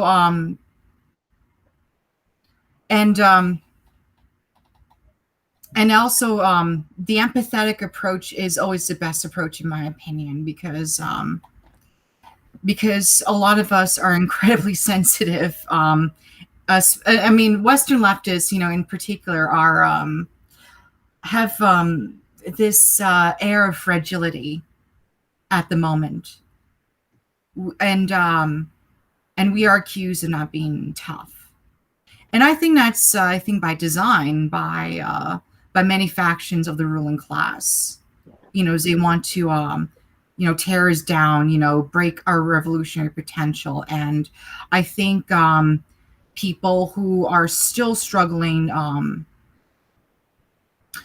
with that evolution very much have an important contribution to making those introductory materials, because we're growing with them. We're evolving with them. So it's a journey that we're going to get together, so that we're not talking down on them, we're talking with them. Powerful. David, any further questions? I think we're going to go on to our workshop soon. Yep. Maybe one more question, David? I think we've very much summarised up. It's been really interesting interview, this, because there's been so many topics. I'm just quietly nodding my head because there's a lot I can relate to as well. I think it's interesting about this, how we come to our conclusions and to come to where we are. There's a lot of similarities there, and I think that's what's important too, is to focus on what we've got more in common with any other people out there than what's differences. And that's part of the ideology, to come to recognise that as well, that we're all in this together. And I think that's one of fundamental key, I think, looking at. I don't know if you disagree with me. People can disagree with me, but I think the fundamental key to this, we're all in this together. And I think we should realise we're not alone. And that's what the problem is with capitalism, imperialism. It breaks us all down to the individual to try and separate. So no, we're not alone in this. And if we come to that realisation that, hang on, we're all in this together, it's just now a matter of now to sort something out, to move, to sort a strategy out moving forward. Right on. So I guess we'll get right into our workshop. What we try to do is exactly that. We're trying to get out of the movement to the masses. We're trying directly to the people. People got, you know, the ruling class controls ideology. And how do we break people out of the ruling class ideology to proletarian revolutionary ideology? So let's, this one keeps coming up. And I'm going to pretend, I'll bring it up. I'm going to address this to David. I'm going to pretend to be a rural Trump supporter for a few moments. David, they injected people, Vietnam veterans, with horrible substances that had horrible results. You know what they did to the Tuskegee folks, African American folks, what the military did with testing Agent Orange on them, exposing syphilis to them? Why on earth should we trust the establishment, the established media, the same establishment media that tells us we got to continue the wars in Afghanistan? Why should we trust them about the COVID vaccine? I've been looking up onto YouTube and talking to people, and man, Bill Gates is trying to take over the world. You trust Bill Gates? You're stupid for trusting Bill Gates, number one. And if you take that vaccine, you're going to die in 5 years. What do you got to say about that, David? Probably except for the very last point, I think you've actually pretty much look. What you said is absolutely true. This is what happened to a lot of soldiers and Vietnam vets, and they were injected all sorts of substances. They were subject to many chemicals such as dioxins in the Agent Orange. That happened. That is very true, and I can understand the distrust of government as well. They've absolutely lied to us. Over years. I mean, it's a classic example, the war in Iraq, the weapons of mass destruction is one classic example of that point. There's many others. And look, I understand your concerns of mistrusting government. Why would you put your faith into a government that's always up against you? I can clearly understand this. This is in a situation where this is something that's even out of the government's control. We're in a case where we've got a virus that's constantly evolving into now we call the Delta variant. And the symptoms, if you do get it, and if you do survive, you happen to be lucky, but the recovery takes a lot longer. And the vaccines, look, I can understand. Feel free to go question it. I've had the vaccine. I'm fully vaccinated. I highly encourage you to get the vaccine. I think your main concern there, you need to actually speak to a medical practitioner, a doctor or medical professional. Talk about it. I highly recommend it. I think we do need to actually get on top of this. And look, if you've got any ongoing symptoms or, obviously other ongoing illnesses and that's something you'd want to take into consideration, your own health. But I believe look, it's not a matter about trying to trust the multinationals and that. And Bill Gates, I've got absolutely no, look, I don't care what Bill Gates thinks or says. I know what he does. He's a capitalist through and through. And that's what he does. He exploits workers to make a profit, and that's what that's his sole thing to do in life. He earns hundreds of billions of dollars. So what he says is not going to reflect my decision about or anyone else's decision to come the vaccine. I mean, I like to actually dispel a few myths. I haven't grown a set of bat wings, although I wanted to. I really wanted to. I got the Pfizer. I had some pair of bat wings in the US. I thought, I want that shot, but I never did.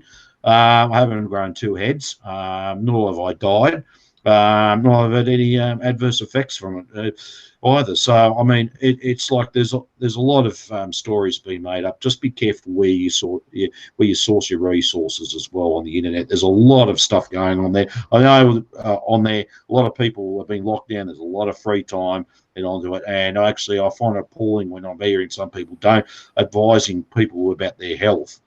Not realising they're either not professional health professionals themselves, or even if they are, to a certain degree, they're in a tiny minority coming up with some land-brain theories. And quite frankly, I won't mention the doctor's name in Europe, but the way he was describing why we shouldn't about the COVID-19, he was very Malthusiasm.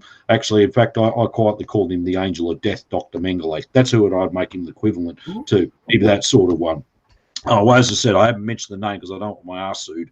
But yeah, the fact is, at the end of the day, we should be careful. I would actually highly recommend speak to your own doctors about that yourself. Where you would have trust your family doctor, your immediate hospital or registered nurse. They're the ones who will instruct it for you and that as well if you have any ongoing concerns. But look, as I said, I'm one classic example. I'm fully vaccinated. I encourage you to get it. This COVID-19 is very real. It's just not about. This is not about. This is not Vietnam. This is actually very real now, and it has killed people. And especially in the rural south, I'm seeing a lot more fatalities there because a lot less people have been vaccinated. It's not to say I'm not going to get it, receive COVID-19 if I do, but I have a better ability to fight it off. And and not suffer from the long-term adverse effects if I did get it, and not if I did recover without having the vaccine. Comrade CharChar, how would you respond to someone? I'll just say this. I don't know everything, and what I'm going to tell you is that you may not agree with me, or you may be disappointed in my answer. But I will tell you this: I think Dr. Fauci is a shitlip, and I loathe Bill Gates. I also recognize that the ruling class recognizes, the distrust of the medical community, and they will use that distrust in order to further divide dissent with average Americans such as yourself, Mm. and because they know that this distrust, and that because they know that they are in this distrust, they will use that, you know, against that in order to create a medical apartheid, or I'm sorry, vaccine apartheid, and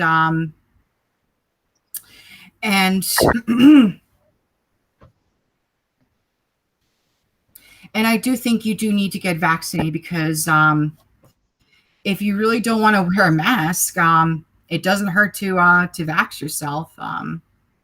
And I can only speak for myself is that I got the vaccination. I didn't get any side effects other than a sore arm. I also did get COVID myself, and yeah, I only got the minimal effects, which is a temporary loss of sense of smell. But I know friends, and I have friends who have been affected by COVID and who have died painful deaths. Some of them have coughed up blood, who are otherwise very healthy. Very good.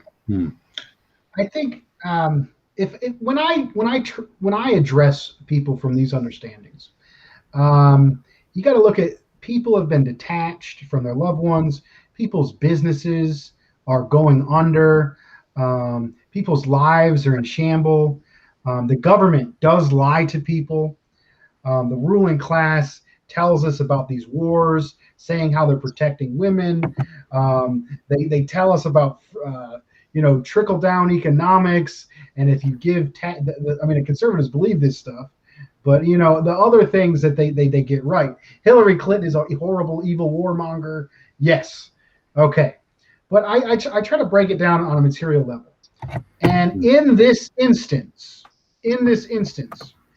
the interests of the capitalists, are lining up somewhat with the working class, and that is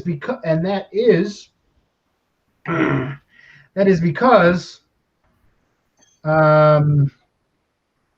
they want people to go back to work. They can't indefinitely shut down the economy. They need the economy to go back to work. So vaccinations get people back to work.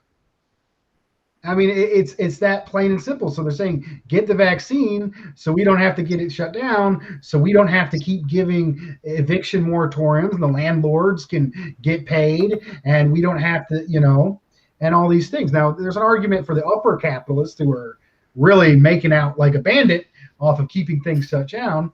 But in this case, I think a lot of the push is to get people back to work to get the vaccine. Now, if I talk on a Marxist level, go ahead. Yeah, no, I think that's something cool. Sorry, comrade, I'm going to jump in like that. Helen's made a couple of points about this too, because this section of the ruling class is making a shitload of money from this. Yes, and understandable. We live under an imperialist capitalist system where the primary purpose is to make profit. Then nothing gets done until profit's made. And interesting though, we don't out of the vaccination thing. We don't have we only got a limited choice. We get Pfizer, Moderna, AstraZeneca here in Australia, but we don't have the choice of actually getting the Sputnik one made in Russia. We don't have the access to the Cuban one or the Chinese one, which is they're developing a nasal spray. So, yes, those things play out as well. I can understand some of the distrust. It's certainly not a lot of work for them. I don't know how the program works in the US. Everything's subsidised here, Australia, so we're not paying any more than we should. But, it just...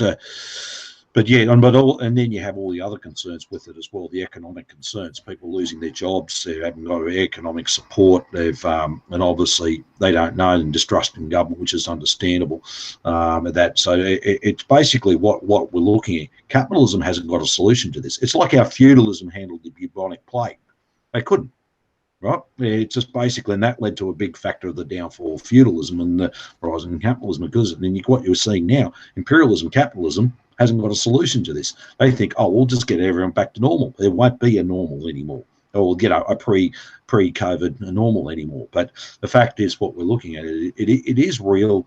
This is happening, and like if you can get yourself vaccinated, do so. But I know this is if we can get, I think it'd be an interesting discussion if we did have access to the Cuban and Chinese and the Russian vaccines and see what happened there. But we're seeing it's like a two-edged coin. We're seeing, the pros have been vaccinated, but we're also seeing the same time the other side, the battle within the ruling class. You have to buy our vaccines, or not the Chinese and not the Cuban ones. We don't want you to access them either. So the whole thing's playing out, but it comes down to it. Put it simply, imperialism, capitalism can't have not got a proper solution. They can't find a way out of the whole systematic crisis it's created here.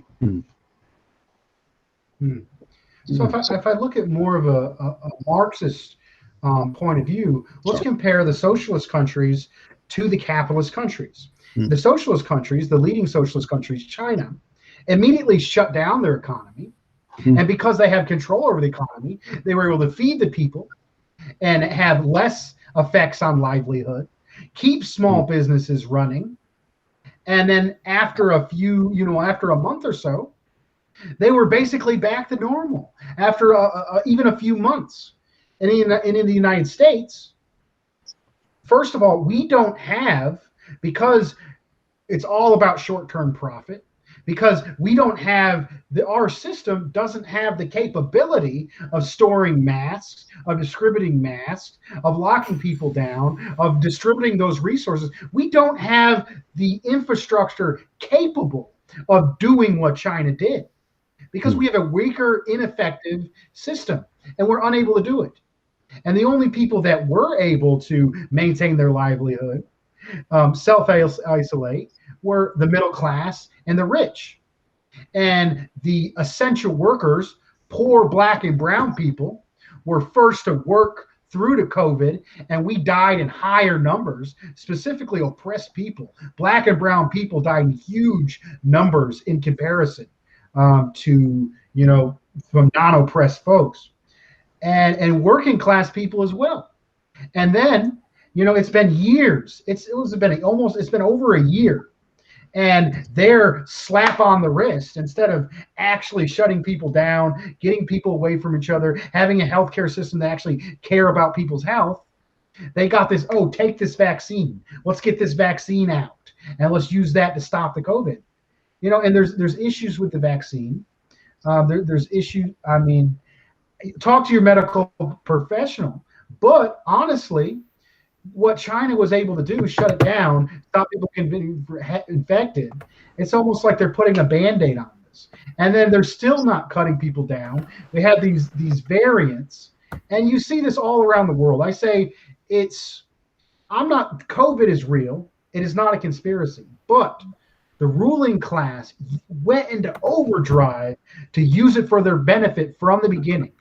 As soon as COVID broke out, things got unstable, they bailed out the banks. And then they did the upper echelons, just like the housing crisis. Yes, destroyed the lower middle capitalists, and now they gave vaccines to everyone in the first world. They're holding back from giving it to the third world, and now oppressed countries are having decades of, even socialist countries who dealt with it well, are having decades of material advancement being taken away because they're being kept oppressed and dependent on the West. I mean, if you look at that from a material level, and monopoly capitalism. But let's move on to our next one. I'm going to try to be a Bernie Sanders supporter. I'm a Bernie Sanders supporter.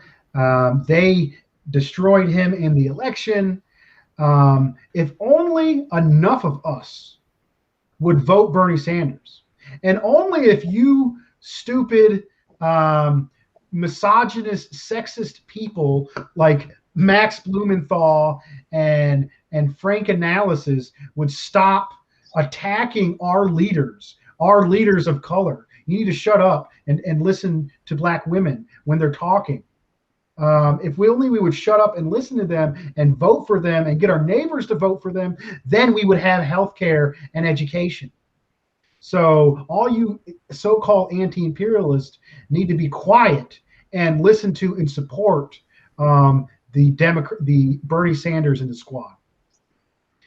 David Fox, how would you respond to that? Okay, well, there's a couple of things here. We were discussing about this earlier on, touching on it. Okay, say hypothetically, there was Bernie Sanders ran for the US president. Say if he actually became US president, we'll just give that scenario. The state of affairs would be very interesting indeed, putting it lightly. But the fact is, how much change would he be able to implement? For a start, he might have gone in there for good intentions. Now, but he's going to be up against the Eastern establishment, the oil bankers, Wall Street, Pentagon, CIA, FBI, you name it. The whole list goes along. So he's going to, and also other elements of the public service and big business, etc. So that's going to be one thing about it.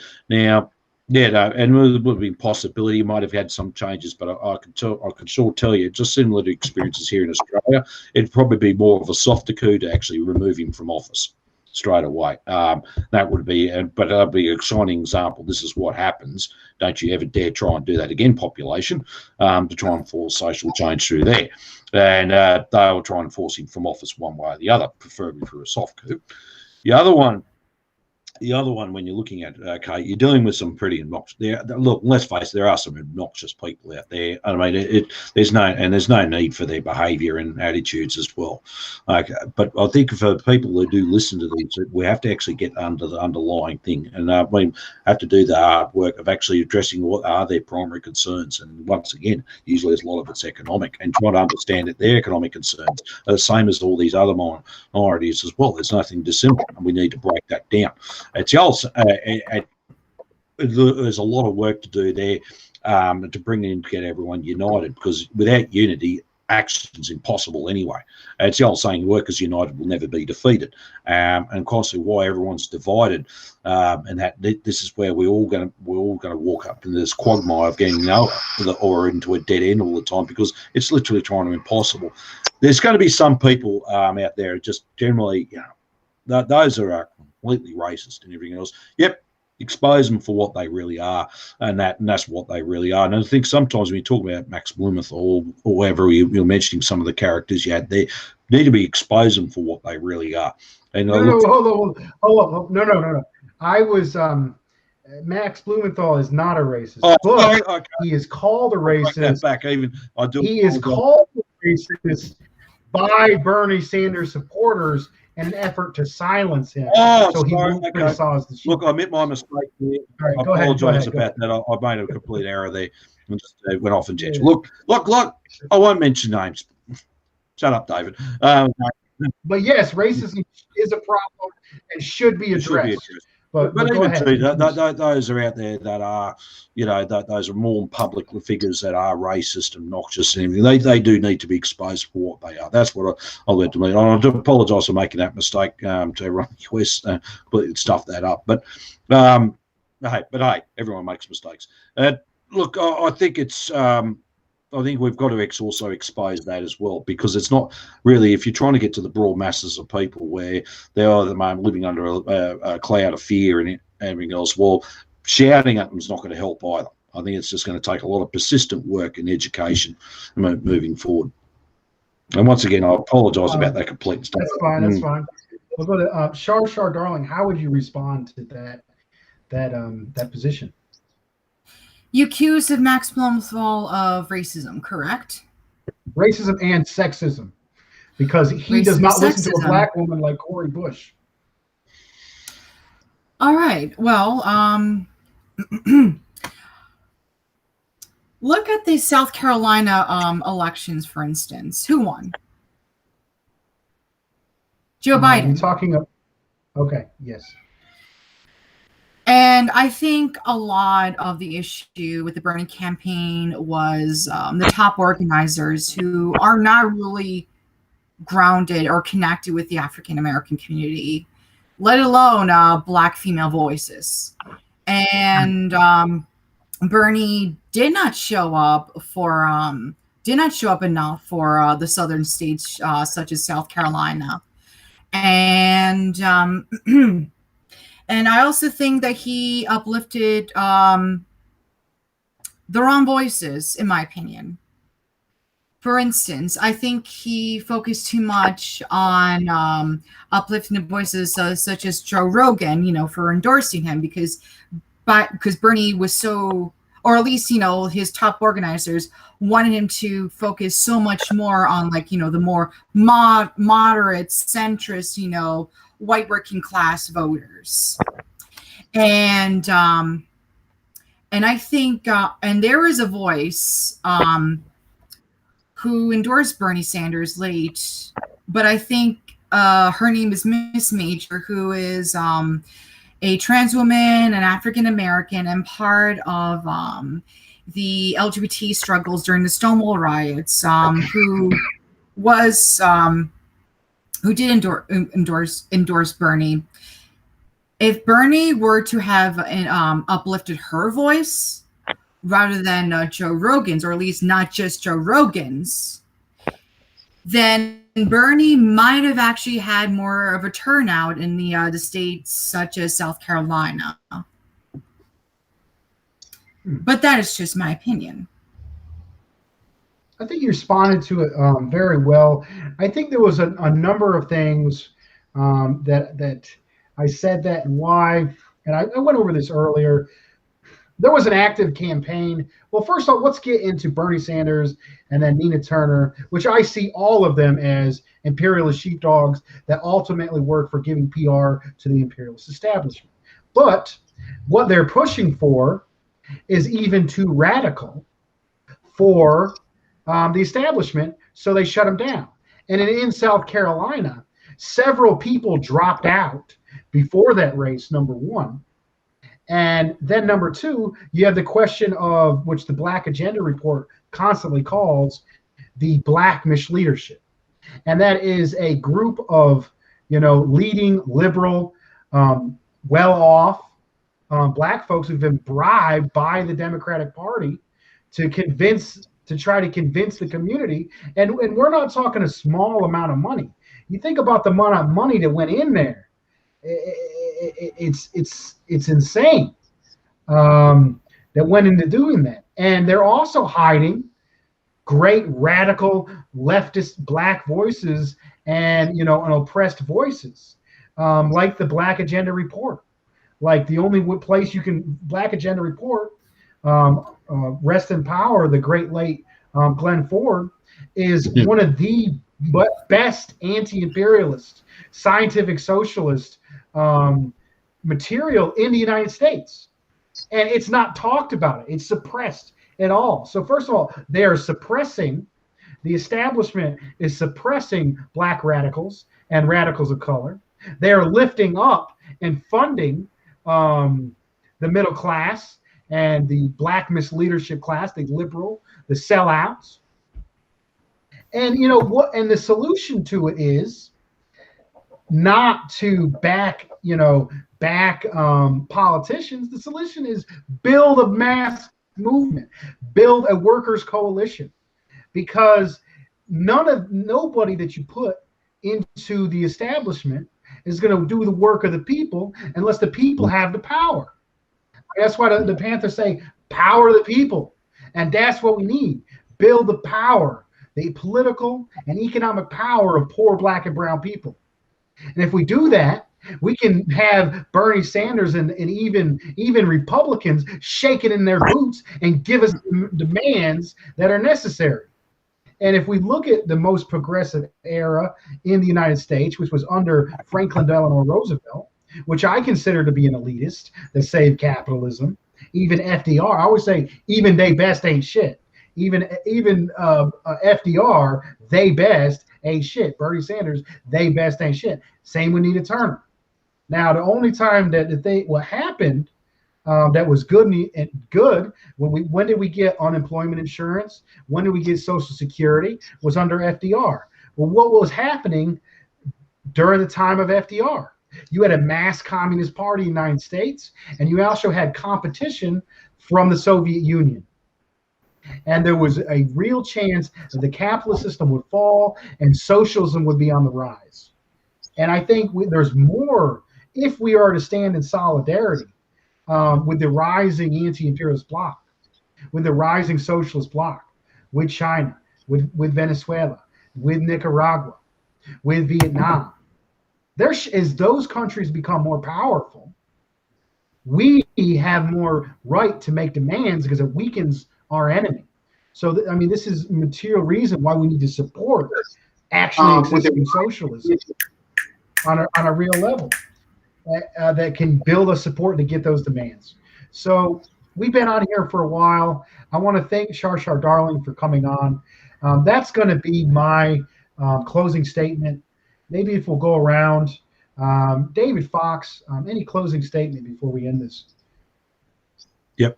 Just put something popped up in front of me, Daniel. Yeah. No, I think it's been a great conversation. Pleasure talking to you as well, CharChar. When I see comments and that on Caleb's lives and that, and fellow moderator as well. But no, I think it's been a good one to address. There's a lot to cover tonight. I think we missed that anniversary about Battle of Blair Mountain, but I think it's totally important we have these discussions. Go ahead. We can still talk about it if you'd like. Oh, well, look, but I'm just aware of time. Yeah, we can if you like. But look, overall, it's been a good discussion tonight. A lot of interesting comments we've seen in there. There's a couple that I don't agree with, but that's fine. That's what we're here for. And look, I thank you for coming on the show today, CharChar. Let's see. I can go over Blair Mountain briefly before CharChar gives her conclusion. And I recommend everybody follow David Rovics, one of my favorite anarchist folk singers. If you Google American communist music on YouTube, you will find several of his songs, even though he's an anarchist. And I really think he has a great material analysis. Even that case, it's weird.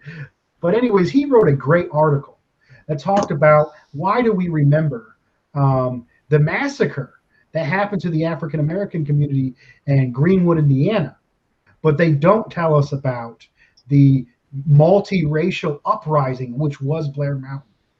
And I think it was over 5,000 people took up arms against the state for their rights. An anti-racist union, a multiracial uprising of 5,000 people with a trench warfare that was over 3 miles long. And there was the goons and the police on one side, and there was the multi-international working class on the other. And they had to call in the National Guard to put that down, and we don't hear about that. And that's what we're trying to get into. That is the spirit. That is the repressed American history and international history in the United States that we can learn from and continue the spirit of. Comrade CharChar Darling, any closing remarks? I just want to say thank you very much, just for inviting me here, and I hope to come on again. And I only have to say this: nothing is eternal, and that very much includes suffering.